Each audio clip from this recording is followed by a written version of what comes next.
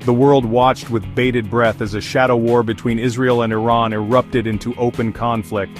The confrontation, which spanned 12 tumultuous days from June 13 to June 24, 2025, pushed the Middle East to the brink of a catastrophic regional war. The first move came on June 13, when Israel launched a massive air assault codenamed Operation Rising Lion. Over 200 Israeli aircraft struck deep inside Iran, targeting what they described as critical nuclear and military infrastructure. The strikes hit facilities in Natanz and Tabriz, as well as several IRGC and Basij headquarters in the capital, Tehran, killing key Iranian scientists and military officials in a calculated and devastating blow. For 3 days, the world waited for Iran's inevitable response. It came on June 16, with a barrage of missiles and drones aimed at Israeli territory. The attacks shattered the sense of security within Israel as sirens wailed across the country. One of the most alarming incidents occurred when a missile struck the Soroka Medical Center in Beersheba, a civilian hospital. The initial attack injured around 50 people and raised fears of a chemical leak, turning a place of healing into a frontline casualty. The message from Tehran was clear: no target was off limits, and the price for Israel's aggression would be paid by its citizens and its critical infrastructure. The cycle of violence escalated further. On June 19, Iran again targeted the Soroka Medical Center with a powerful Sajil missile, causing yet another direct hit that wounded at least 50 more people. Hospital staff, struggling to treat the injured amidst the chaos, condemned the attack as a flagrant war crime, a deliberate targeting of the sick and vulnerable. This strike intensified the international outcry and underscored the brutal nature of the conflict. The repeated attacks on a major hospital signaled a dangerous new phase, where the established rules of engagement appeared to have been completely abandoned by both sides in this bitter and escalating fight.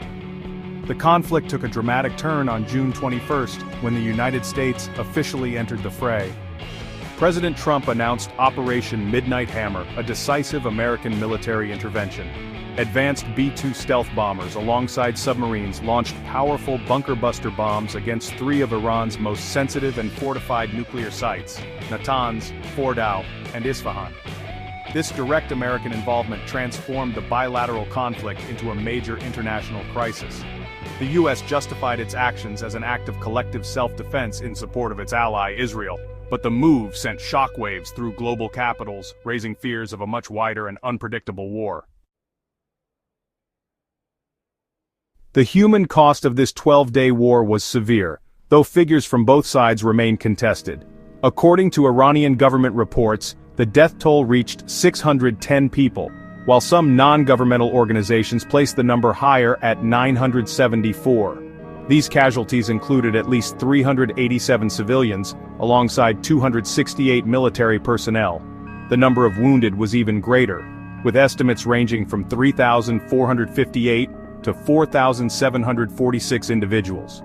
Among the tragic losses were 4 Red Crescent ambulance workers killed while on duty, and several staff members at Tehran's Evin prison.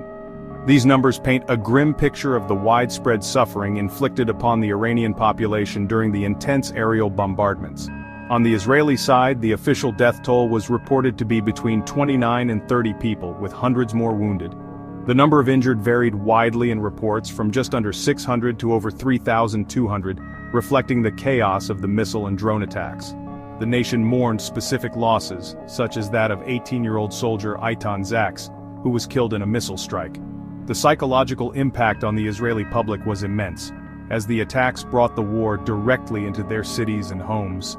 The constant threat from the skies created a pervasive sense of anxiety that lingered long after the sirens fell silent, a collective trauma shared by millions.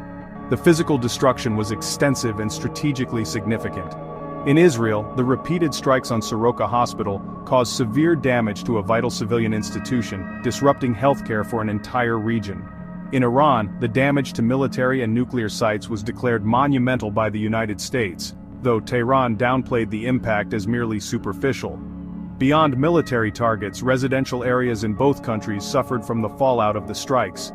The conflict also disrupted daily life across the wider region, forcing the temporary closure of airspace over neighboring countries like Qatar, Oman, and Iraq, demonstrating how quickly such a confrontation can spill over its borders. The economic consequences of the conflict were felt almost immediately across the globe. The initial Israeli strikes sent shockwaves through the global oil markets. The price of Brent crude, a key international benchmark, spiked to over $81 per barrel as traders reacted to the sudden instability in the world's most important energy-producing region. This sharp increase reflected deep-seated fears that the conflict could spiral out of control and choke off vital oil supplies. The world's economies, many still fragile, braced for the impact of higher energy costs, which threatened to fuel inflation and slow down economic growth on a global scale.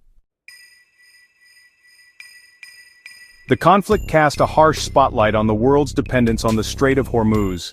This narrow waterway is the planet's most critical oil choke point, with approximately 20% of global crude oil passing through it every day. Iran's geographic position gives it significant influence over this strait, and any attempt by Tehran to interfere with or block shipping could trigger a severe global energy crisis. The fighting amplified these long-standing fears, reminding markets that a regional war could quickly remove millions of barrels of oil per day from circulation. The vulnerability of this single passage remains a source of immense strategic anxiety for energy-importing nations around the world. Israel's own burgeoning energy sector was not immune to the conflict's impact. In recent years, Israel has become a significant natural gas producer, with its Tamar, Leviathan, and Karish fields supplying both domestic and regional markets. In 2023, the country produced nearly 25 billion cubic meters of gas. However, the threat of Iranian missile attacks forced Israeli authorities to take precautionary measures, including the temporary shutdown of the Tamar gas field. Major refineries located in Haifa and Ashdod were also identified as high-risk targets, highlighting the fragility of the energy infrastructure that Israel has worked so hard to build over the past decade. The military strikes had profound implications for Iran's controversial nuclear program and the delicate diplomatic efforts surrounding it. While the US and Israel aimed to cripple Iran's nuclear capabilities, initial intelligence suggested the damage might only set the program back by a few months, not destroy it entirely, a claim the White House disputed, insisting the impact was far more severe. In response to the attacks, Iran signaled it might withdraw from the Nuclear Non-Proliferation Treaty, a move that would shatter the existing framework for international oversight. The escalating tensions led to the immediate suspension of nuclear talks in Geneva, plunging diplomatic efforts into a deep freeze. The diplomatic fallout extended beyond the nuclear negotiations. European powers, including the UK, France, and Germany, responded by increasing sanctions on Iran while simultaneously calling for a return to diplomacy. They sought to apply pressure through the International Atomic Energy Agency to ensure inspectors could access the damaged sites. However, with the talks suspended and military tensions high, the path back to a negotiated settlement seemed more difficult than ever. The conflict effectively created a diplomatic deadlock, leaving the international community with fewer options to peacefully resolve the long-standing dispute over Iran's nuclear ambitions. The international response to the crisis was swift and multifaceted, reflecting the high stakes for global powers. The United States played a dual role, leading both a powerful military intervention and the diplomatic push for de-escalation. While Operation Midnight Hammer demonstrated American military might, President Trump and his administration also worked behind the scenes with key regional mediators, Qatar and Oman, to broker a ceasefire. This diplomatic effort was crucial in pulling the region back from the brink, showcasing America's continued, albeit complex, influence. The successful negotiation of the ceasefire was hailed by the White House as a major diplomatic victory. Other global actors navigated the crisis carefully. China, with its significant energy interests in the region, maintained a position of neutrality, calling for calm and proposing resolutions at the United Nations aimed at protecting its economic partnerships. Russia, on the other hand, condemned the US strikes, with President Putin warning that they could open a Pandora's box of regional chaos and even lead to a nuclear escalation. Meanwhile, European nations focused on a combination of sanctions and diplomacy, trying to preserve the possibility of a future nuclear deal while holding Iran accountable for its actions. This divergence in responses highlighted the complex geopolitical landscape.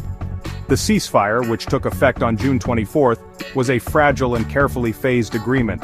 It required Iran to halt its attacks first, with Israel reciprocating 12 hours later. In the immediate aftermath, Leaders in both Tehran and Jerusalem rushed to claim victory for their domestic audiences, a common political maneuver designed to consolidate support after a costly conflict. Despite the cessation of hostilities, the underlying tensions that sparked the fighting remain unresolved. Israel extended its mobilization of reservists, a sign that it remains on high alert, while Iran's powerful network of regional proxies like Hezbollah remains a potent threat. Even with the guns now silent, a deep sense of unease hangs over the region and the world. The 12-day conflict has left deep scars. It has damaged Iran's nuclear program but also perhaps hardened its resolve to pursue it.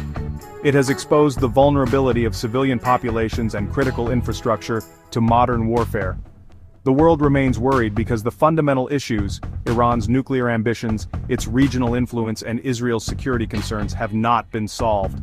The ceasefire is merely a pause, a temporary reprieve in a long and dangerous confrontation that could easily reignite with devastating consequences.